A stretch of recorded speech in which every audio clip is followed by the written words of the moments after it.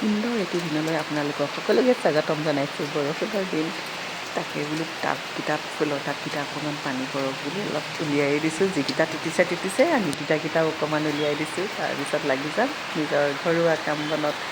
আপোনালোকৰ বাৰু এইকেইটা দিন কেনেকুৱা গৈছিল? ইমানেই আমনি লাগিছে নহয়, বৰষুণ কি যে কৰিম, খাইছোঁ বৈছোঁ শুইছোঁ। তাকে বোলো দিয়ক খোৱা ৰেচিপি এটাকে শ্বেয়াৰ কৰোঁ। ৰাজমাৰ ৰেচিপিটো আজি বনাম অলপ স্পাইচি আৰু মছলাদাৰ, মানে ডাল মাখনি ষ্টাইলত বনাম। ডাল মাখনিটো বনাবলৈ যিকেইটা বস্তুৰ প্ৰয়োজন সেইখিনি দিয়ে এটা বোলো ৰেচিপি শ্বেয়াৰ কৰোঁ। বিশেষকৈ নিৰামিষভোজীসকলে যে খাই বহুত টেষ্ট পাব দেই। বাৰু নন ভেজ খোৱাখিনিও খাব পাৰিব, কিন্তু ভেজিটেৰিয়ানছখিনিয়ে বহুত মানে ভাল পাব আৰু।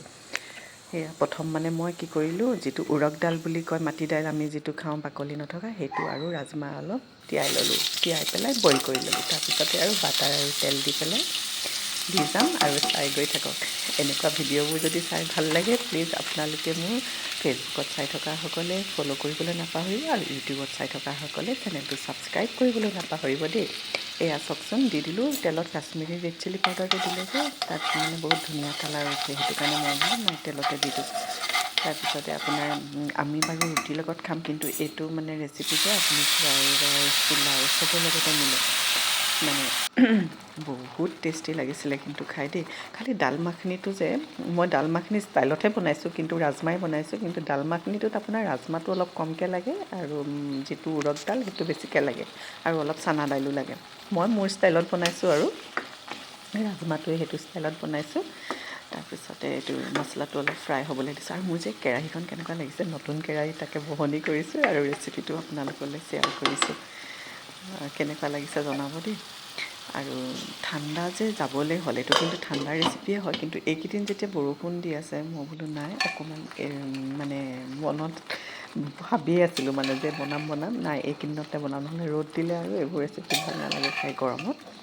ঠাণ্ডা পৰি থাকিলে এইবোৰ ৰেচিপি খুব ভাল লাগে। নান, পৰঠা, ৰুটি, ভাত, চব্জি চবৰ লগতে ভাল লাগে, মিলে। আৰু এইটো কি কয়, প্ৰ'টিনো হাই প্ৰ'টিন আছে ন, যিসকলে ভেজিটেৰিয়ান সেইসকলে এইটো ট্ৰাই কৰিব। আৰু বহুত মানে ভাল আৰু প্ৰ'টিন থকা বস্তু, মাছ মাংস নোখোৱাসকলে।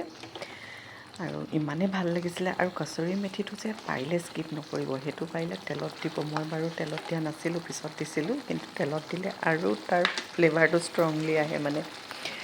আৰু ধনিয়াটো দিবই বাৰু, কিন্তু কচুৰি মেথিটো যদি পাৰে দি পেলাই বনাই খাই চাবচোন। তাৰপিছত মোক কমেণ্ট কৰিব। যদি বনাই খাই চাই টেগো কৰিব দেই মোক, ভাল লাগে। আৰু এয়া উতলি থাকোঁতে মই কি কৰিলোঁ, দি দিলোঁ পনীৰ অকণমান ভাঙি দি দিলোঁ। ক্ৰীম চ্ৰীমো দিব পাৰে, মোৰ ক্ৰীম নাছিলে কাৰণে মই বোলো নাই পনীৰডোখৰ এনেকৈ ভাঙি দিলোঁ। এনেকৈও খাই বহুত ভাল লাগে। আৰু পিচ পিচ কৰিও দিব পাৰে, মই এইটো এনেকৈ কৰি দিছোঁ যাতে মিলি যায় আৰু ধুনীয়াকৈ গ্ৰেভিটোও ডাঠ হৈ যায়, তেতিয়া ভাল লাগে আৰু খাই পেলাই। ধুনীয়াকৈ বগা ৰাজমাহখিনি কালাৰটোৰ লগত বগাখিনি মানে পনীৰখিনি ধুনীয়াকৈ ওলাই থাকে দেখিবলৈ। যেতিয়া আপুনি বাতিটোত বাঢ়ি দিব, বহুত ধুনীয়া লাগে দেখিবলৈ। এয়া দেখিছে নহয় কালাৰটো, বহুত ধুনীয়া। আমাৰ ল'ৰাটোৱেতো মোক কৈছে মা ৰেষ্টুৰেণ্টৰ পৰা অনা নিচিনা লাগিছে, খাই ইমান টেষ্টি লাগিছে। আৰু তাহাঁতি তেনেকৈ ক'লে বহুত ভাল লাগে, আৰু ল'ৰা ছোৱালীৰ কাৰণেতো বনাওঁ ন, বাকীবোৰে যি কওক নকওক, সিহঁতি যদি ভাল লাগিছে বুলি কয় ভাল লাগে আৰু। তাকে আমি শুকান ৰুটিৰ লগত এনেকৈ ৰাতি খাইছিলোঁ। লগত আমাৰ বাৰু মটনো আছিলে দেই, অকণমান কমকৈ আছিলে, আৰু ৰাজমাহ দি এনেকৈ খাইছিলোঁ, বহুত টেষ্টি লাগিছিলে।